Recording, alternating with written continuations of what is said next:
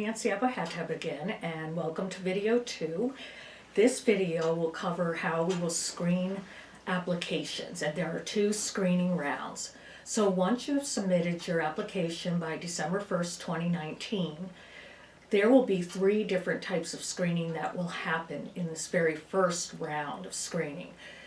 At the end of the fall semester, once final grades have been submitted by faculty, I will do a grades check of all candidates. And I will be looking at the cumulative, or C, GPA. All candidates must have a 2.50 C GPA by the end of exams in the fall 2019 semester. If you are currently a first semester student applying and these are your first grades at UConn, then your cumulative grade point average and your semester grade point average will be the same thing. If you have more than one semester at UConn, your cumulative GPA or CGPA will include an average of all semesters up to this point. We will not be rounding up, so a 2.49 will not let you meet the requirement. You have to have a 2.50 in order to have your application move on. The next screening that we will do is housing status. As you know from submitting the application, we will only accept applications from students who are currently living on campus at Stanford or at Storrs. And if you are currently a Stanford student who is thinking about campus changing to Storrs, I will ask that you reach out to me separately by email, and I can answer any questions that you have. For Storrs students, obviously, you need to live on campus fall 2019, and then you also need to remain living on campus for the spring semester. The other key about the housing screening is in early December, Residential Life will send an email out to all students to let you all know that the online housing application for fall 2020, spring 2021 is live, and they will give a due date, usually in mid-January. Please check your email and pay attention to that due date.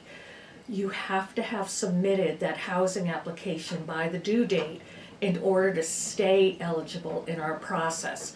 So that means that if you're living on campus now and you're still going to live on campus for spring, but you don't submit the application, the housing application on time, then we will remove you from the RA process. So that's housing.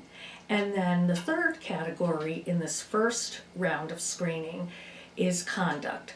Obviously, we want students to have a good experience in their community while living on campus, but RAs are a really important part and serve as a role model in those communities.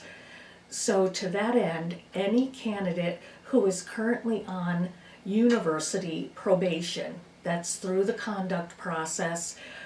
It is different than screening for scholastic probation, which has to do with your grades. This is university probation.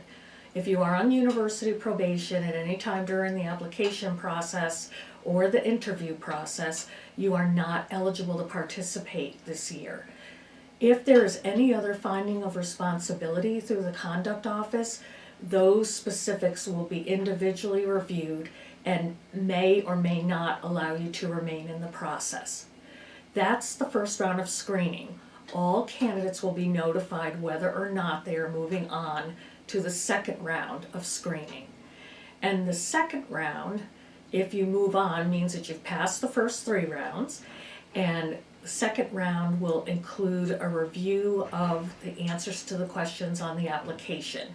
We'll have a rubric that we will look at and go through and score your applications. From there, we will take approximately the first 325 candidates by score, and that will be our interview group. If you will be abroad, or you're abroad now and or you'll be abroad during the spring semester or on another university affiliated program that takes you away from campus during the time of the interviews, we will arrange a Skype interview with you.